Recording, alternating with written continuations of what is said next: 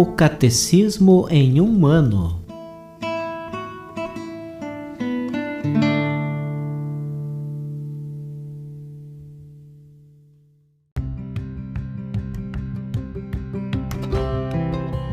Olá, eu sou o Bruno, seminarista da Diocese de Ponta Grossa, Paraná.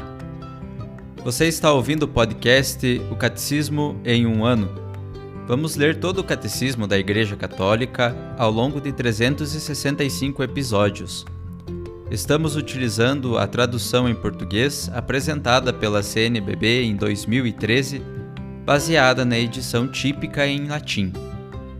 Baixe o plano de leitura por meio de um link que você encontra na página do Instagram, @o Catecismo em um ano, ou na descrição deste podcast.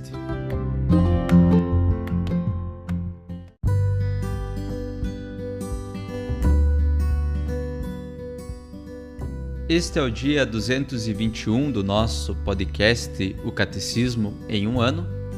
Estamos na terceira parte do Catecismo, A Vida em Cristo. Na primeira sessão, a vocação do homem, a vida no Espírito. No capítulo 1, a dignidade da pessoa humana. Teremos hoje os números 1739 a 1747.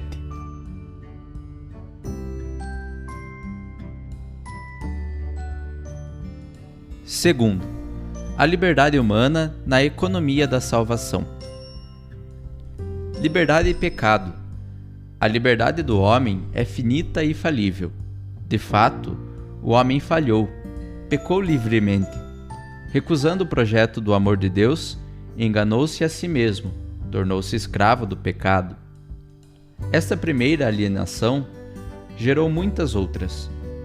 Desde suas origens, a história comprova os infortúnios e as opressões nascidos do coração do homem por causa do mau uso da liberdade. Ameaças à liberdade. O exercício da liberdade não implica o direito de dizer e fazer tudo. É falso pretender que o homem, sujeito da liberdade, baste a si mesmo, tendo por fim a satisfação de seu próprio interesse no gozo dos bens terrenos.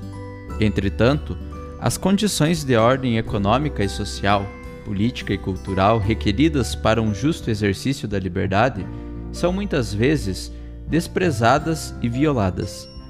Estas situações de cegueira e injustiça prejudicam a vida moral e levam tanto os fortes como os fracos à tentação de pecar contra a caridade.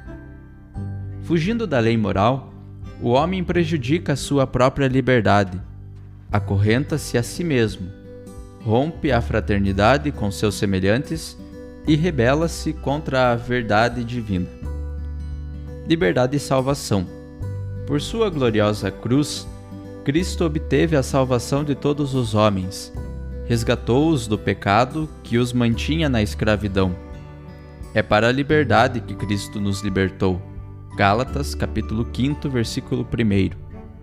Nele comungamos da verdade que nos torna livres.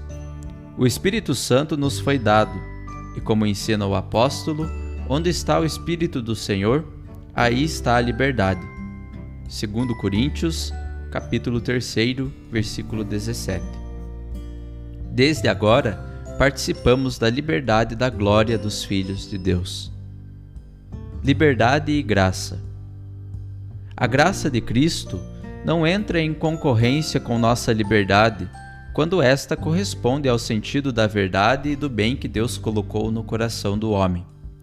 Ao contrário, como a experiência cristã o atesta, especialmente na oração, quanto mais dóceis formos aos impulsos da graça, tanto mais cresce em nossa liberdade íntima e nossa segurança nas provações e diante das pressões e coações do mundo externo.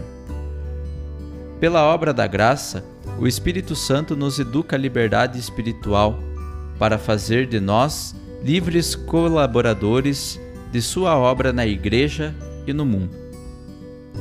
Deus de poder e misericórdia, afastai de nós todo obstáculo, para que inteiramente disponíveis, nos dediquemos a vosso serviço. Resumindo, Deus criou o ser humano e o entregou às mãos do seu arbítrio, para que pudesse livremente aderir a seu Criador e chegar assim à feliz perfeição. A liberdade é o poder de agir ou não agir, praticando então a pessoa atos deliberados. Ela alcança a perfeição de seu ato quando está ordenada para Deus, o sumo bem. A liberdade caracteriza os atos propriamente humanos. Torna o ser humano responsável pelos atos dos quais é voluntariamente autor. Seu agir deliberado é algo propriamente seu. A imputabilidade ou responsabilidade de uma ação pode ser diminuída ou suprimida pela ignorância, pela violência, pelo medo e por outros fatores psíquicos ou sociais. O direito ao exercício da liberdade é uma exigência inseparável da dignidade do homem, sobretudo em matéria religiosa e moral. O exercício da liberdade não, no entanto, implica o suposto direito de tudo dizer e fazer. É para a liberdade que Cristo nos libertou. Gálatas, capítulo 5, versículo 1.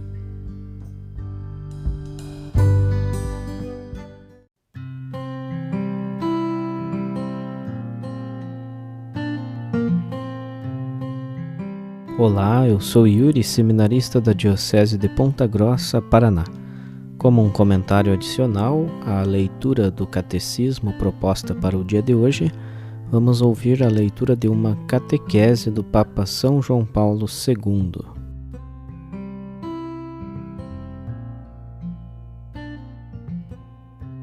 Audiência Geral, quarta-feira, 13 de julho de 1983. Verdade e liberdade à luz da redenção.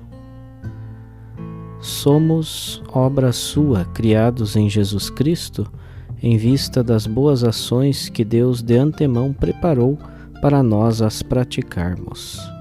Efésios, capítulo 2, versículo 10. A redenção, caros irmãos e irmãs, renovou o homem recriando-o em Cristo. A este seu novo ser deve agora seguir-se um novo agir.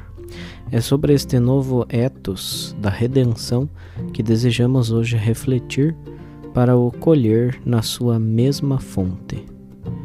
Falar de ethos significa recordar uma experiência que cada homem, não só o cristão, vive cotidianamente. Ela é, ao mesmo tempo, simples e complexa, profunda e elementar.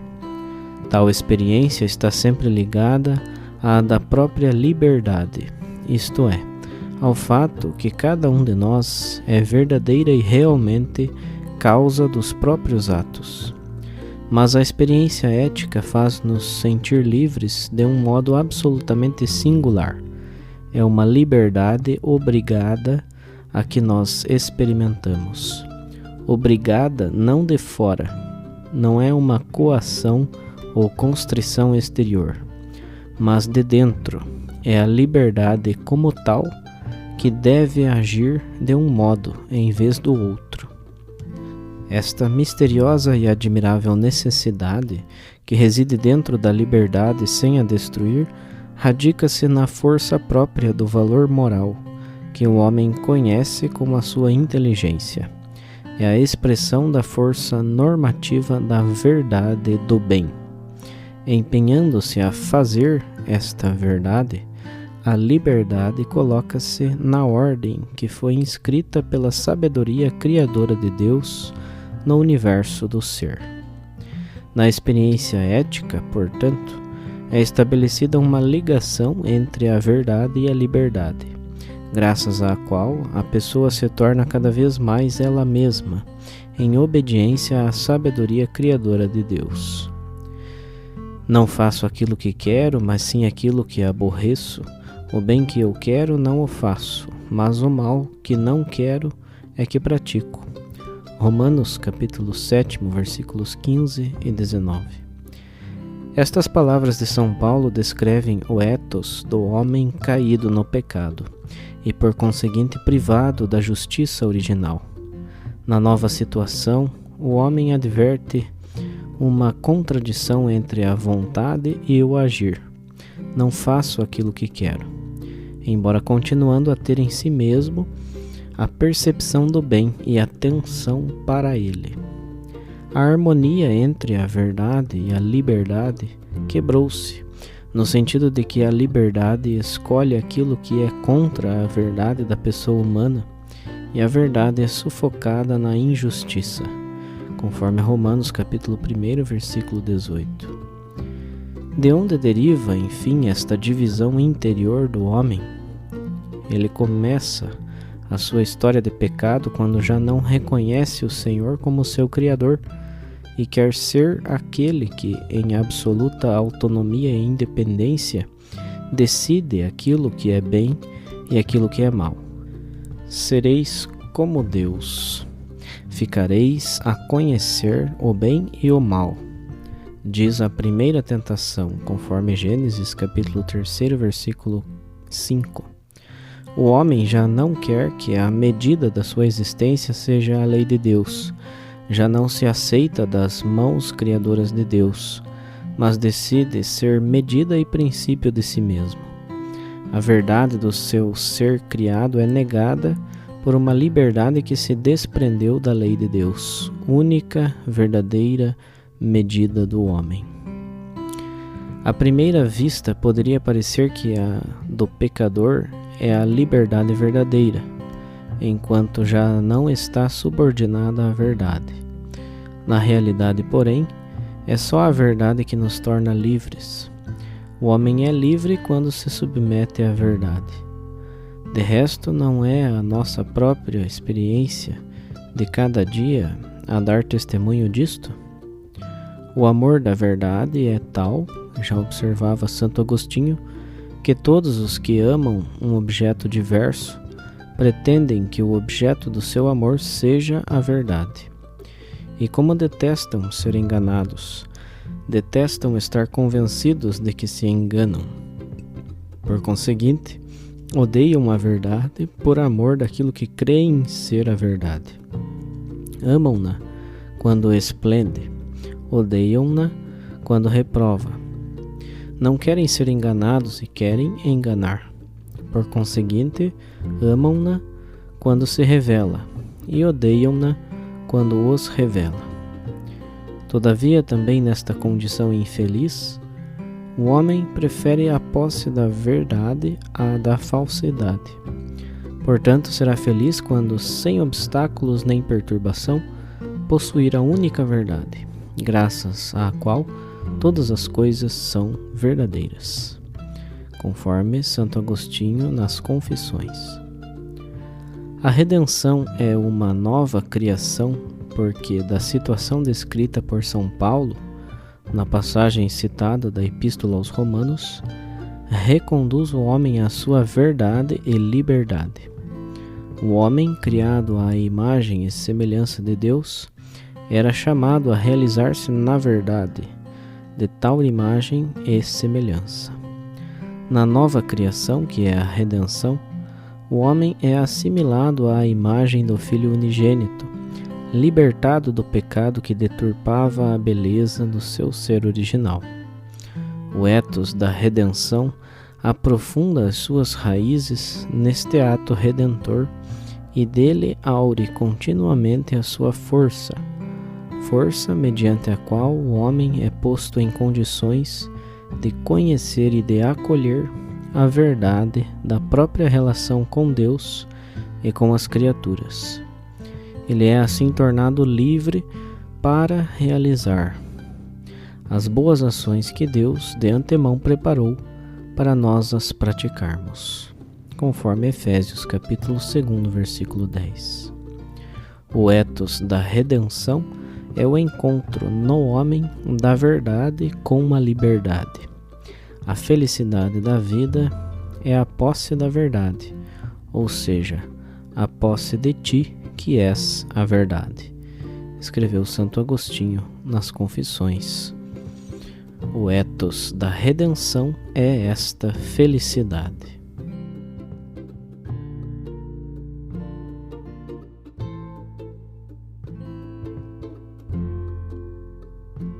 Os textos das catequeses papais encontram-se na íntegra no site da Santa Sé, vatican.va.